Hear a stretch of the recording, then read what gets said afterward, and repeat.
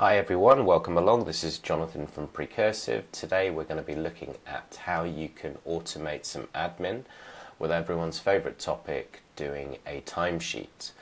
So in Precursive, my Precursive is the tab at the top here which holds our timesheet, and we're looking at the timesheet for last week for Jessica Jones, who's been working on the Boom Cycle Blood, Sweat and Gears project on the design task. Now we can see that the status of the timesheet is planned, showing that she's got 20 hours that have been allocated to her. So let's go ahead and look at how Jessica would do her timesheet. So if we go into the Monday, we can simply enter the hours and then tab across to say what we've done that week. And again, you can enter in here, for example, some comments to say additional hours today. There we go. Now we can then see the total for the week, and we can also then add row, which allows us to drop in additional items into our timesheet. So for example, I'm spending the rest of my time on BizDev,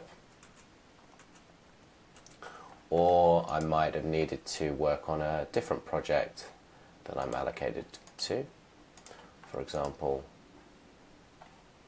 this one here. So now I've done my timesheet, can check it all out.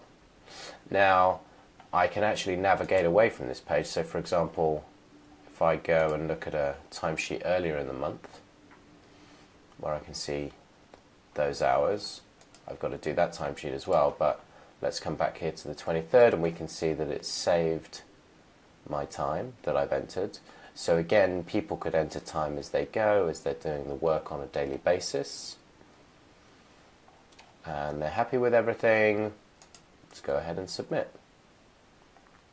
So that's submitted. If I made a mistake, I can recall it, make an edit. So I'll put in 3 hours there.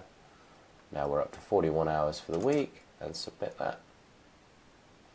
There we go. So pretty quick, nice and easy to navigate. You've got some flexibility around how you can pull things in, submit and recall, and see the status of the timesheet. Have a great day.